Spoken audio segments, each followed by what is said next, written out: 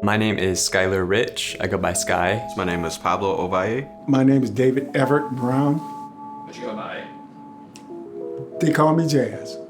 For Everyone Collective started at the end of 2021 when we changed away from Forgive Everyone.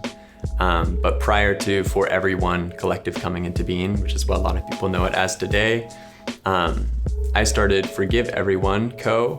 in 2018 while I was in college. When I started it, I was thankful for someone early on that said, it's cool that you started this thing, but you need to actually be in community with people that have experienced these issues. You can't just start making shirts. And so I made an ad on Craigslist, and I basically said, if you're formerly incarcerated, I wanted to meet you and I wanted to talk to you and hear your story. And a few people hit me up, people I'm still friends with to this day. And that kind of like solidified that community component of building real intimate friendships with people. And then as my politic changed over time, in 2021, we became worker owned and changed our name to For Everyone Collective. There's a lot of places that the overarching thing that like holds control is this threat of punishment.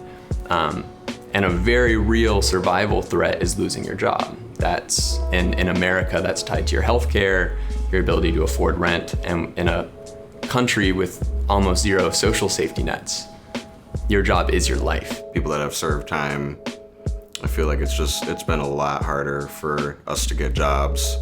A lot of the people that I've known with criminal records have been genuinely some of the hardest workers and dedicated people I've known. I think things would go really, really well, but it seems like once they get down to the part, during the interview about the felony record and stuff, they'll ask about that, and it just seems like things usually kind of go, okay, well, thanks for stopping in. We appreciate you, and if we got some other people to interview, and we'll call you back in case we're interested, thanks for your time.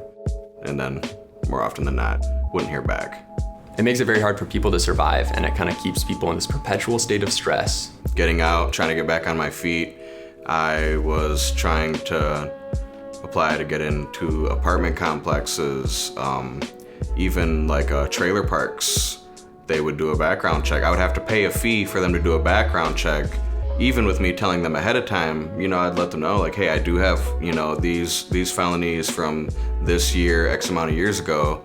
And they'd say, oh, well, we'll just pay you the fee for us to do the thing, and there's a good chance, you still might qualify anyway, since it's been so long ago. And I have never been able to rent at like a trailer park or apartment complex or anything like that. The only type of housing I've been able to get is, landlords, like independent landlords, who don't work with like a organization or whatever. And it's hard because I have 3 children, it's like I'm a single father, so it's like trying to find housing for my kids. It's not easy. I don't think that's fair at all. And I know I'm not the only person that's experienced that, If we keep looking at what we incarcerate for, they'll never have an equal opportunity. And that's what I ran into all the time. And when I came across For Everyone, I haven't had to look back since. I think we're just deeply rooted in a commitment to like make sure people are taken care of.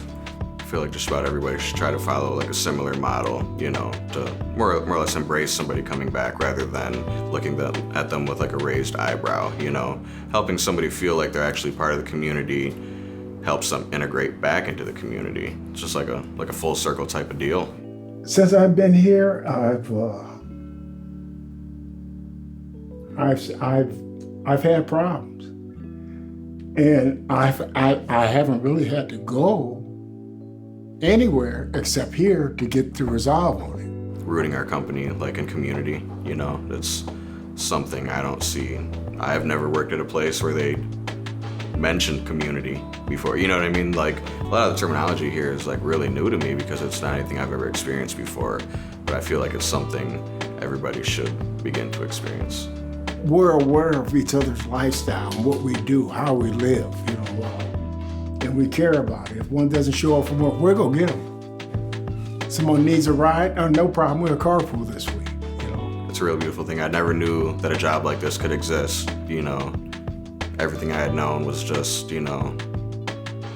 laboring jobs, to actually be somewhere where each one of us actually cares about the next person here. It's a beautiful thing. Just everything's just really built on love and growing, you know, bettering ourselves, bettering our community, bettering ourselves as a company. It's like a dream job. We were just paying what other screen printing shops did. We were industry average, and we called up whoever wanted to print shirts and we printed for them, and we weren't really, you know, there are people that really care about the ethics of it.